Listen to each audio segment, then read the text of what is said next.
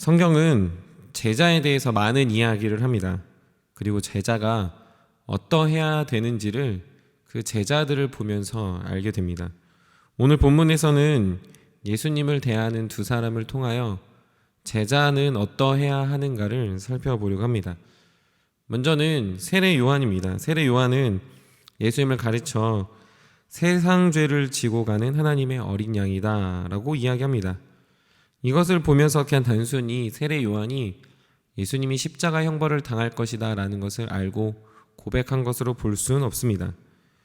왜냐하면 계속해서 세례 요한은 나도 그를 알지 못한다 라고 31절과 33절에 거듭 말했기 때문입니다.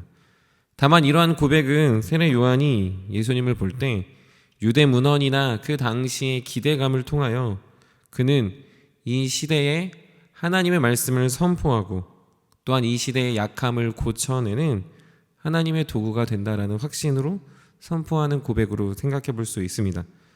더 중요한 것은 그러나 이러한 세상 죄를 지고 가는 어린 양이다라는 것보다 그가 바로 하나님의 아들이시다라는 것을 세례 요한은 말하고 있습니다. 그러나 이것은 그가 예수님을 대면하고 그냥 스스로의 깨달음이 아니라 세례를 베푸는 그 순간 성령이 비둘기같이 내려오고 하나님이 그에게 증언하시고 알려준 것을 통하여 바로 예수 그리스도가 하나님의 아들임을 알고 그리고 그는 그 사실을 선포하고 있습니다. 세례 요한은 예수님이 어떠한 분인지를 알려주고 고백함을 통하여 그의 삶의 제자됨의 모습을 알려주고 있습니다. 예수님을 보고 예수님을 경험했으니 당연히 예수님이 어떠한지를 말할 수 있습니다. 예수님을 보고 듣지도 않았는데 전한다는 것은 사실 있을 수 없는 일입니다. 왜 그렇습니까? 우리가 믿고 사랑하는 예수님은 어떠한 사상, 어떠한 개념, 어떠한 사회를 꿈꾸며 우리가 만들어낸 존재는 아닙니다. 더욱이 우리가 어떠한 존재가 되기 위해서 그 목표를 향해 달려가는 그 목표점도 아닙니다. 우리가 사랑하는 이 예수님은 스스로 우리에게 보이셨고 보여진 그것을 우리에게 전하라고 말하셨기 때문에 우리는 보았으면 전하고 전하는 그분을 통하여 우리는 예수님을 더 사랑하게 된다라는 것이죠. 그러므로 교회는 이러한 보고 들은 자들의 고백을 통하여 세워집니다. 하나님의 제자들은 그러니 당연히 예수 그리스도를 보았고 전함을 통하여 제자됨이 선포되고 제자다운 삶을 살아갈 수 있습니다. 사랑하는 성도 여러분, 예수님은 저와 여러분들의 삶에 분명히 보이셨습니다.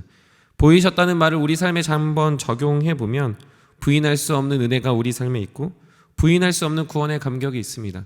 더욱이 예수님은 그분의 그 수많은 내용들을 우리에게 주신 성경을 통하여 알려주고 있습니다. 그러니 우리는 예수 그리스도를 못 보았다, 우리는 보지 못했으니 말할 수 없다라고 부인할 수 없습니다. 저와 여러분들의 삶에 예수 그리스도가 구주이심을 보이시고 알리시며 경험하게 하셨으니 우리는 예수 그리스도가 어떠한 분인지 이 세상에 선포해야 되는 제자입니다.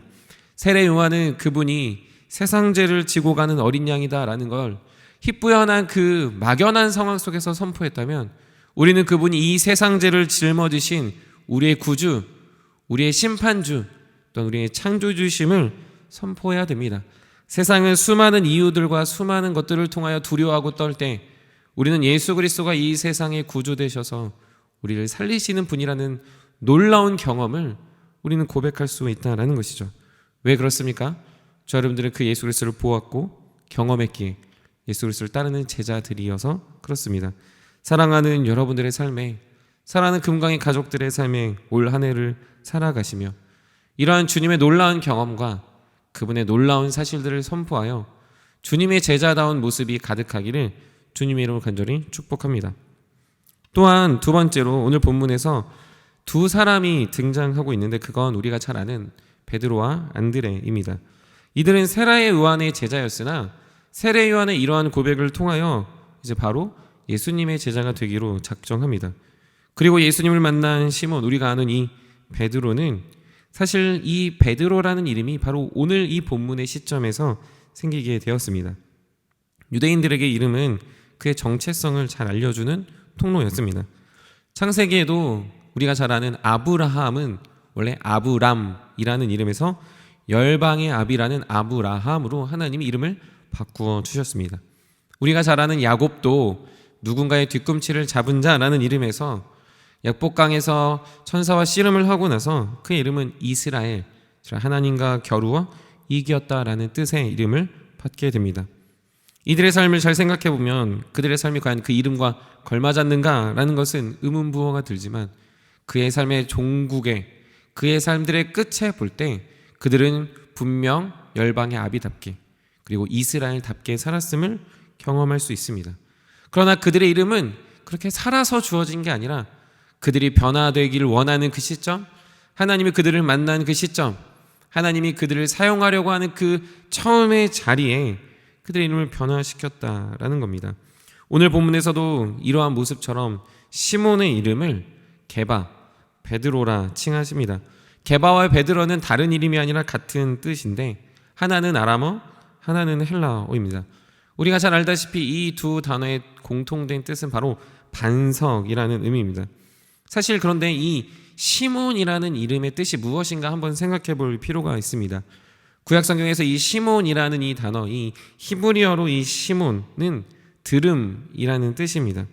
우리가 이 반석과 들음, 그럼 둘 다 좋아 보일 수 있겠지만 사실 반석이라는 이미지와 들음이라는 이미지가 상반될 거다라고 추측하며 생각해 보면 이 듣는다라는 이름의 시몬은 아마도 주변의 소리에 민감하여 자신의 뜻이 확고하지 않고 사리분별을 하지만 그것이 날마다 좌충우돌하고 신중한 듯하지만 날마다 문제를 일으키는 사람으로 이해할 수 있습니다. 사실 그도 그런 것이 이 베드로의 삶이 늘 좌충우돌하고 감정적이었기 때문에 시몬은 늘 듣고 행동하고 혹은 자신의 감정에 호소하여 살았기 때문에 시몬다운 사람임을 이해할 수 있습니다. 그러나 그 이름이 무엇으로 바뀌었습니까? 바로 게바, 베드로, 반석과 같은 사람이 된다라고 예수님은 확정하며 선포하고 있다라는 거죠.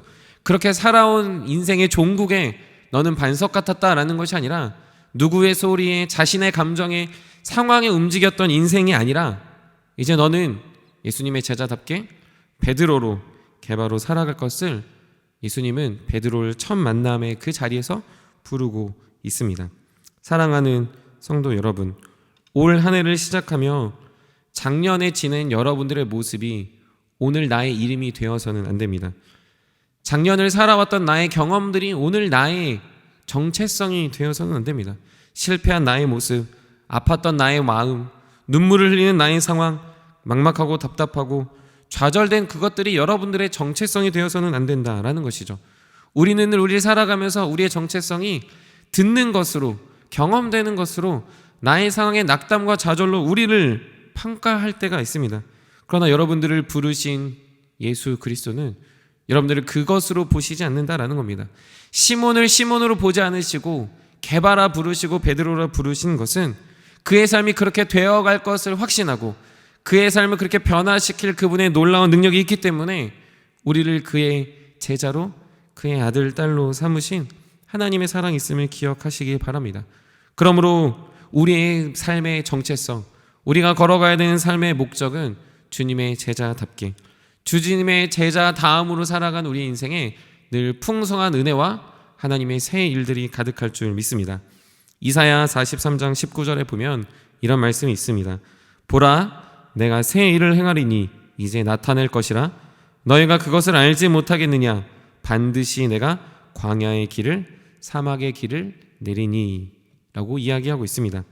주 안에 사랑하는 금강의 가족 여러분, 올 한 해 여러분의 이름을 여전히 제자라, 주님의 사랑하는 자녀라 부르시는 그 음성에 담대히 반응하는 우리 복된 성도님들이 되시기를 간절히 축복합니다. 여러분들의 삶을 통하여 여러분들의 경험, 여러분들의 떨어진 자존감에 이루어지는 부응하는 삶이 아니라 주님은 제자답게 여러분들을 사용하실 것이고 여러분들의 삶을 통하여 교회와 가정이 그리고 하나님의 나라가 이 땅에 세워질 줄 믿습니다. 그렇게 주님이 우리의 이름을 제자라 바꾸신 것들을 기대하며 늘 담대하게 오늘을, 올 한 해를 살아가는 우리 사랑하는 금강의 가족들 되시기를 주님의 이름으로 간절히 축복합니다. 우리 말씀을 생각하시면서 우리 함께 기도하도록 하겠습니다.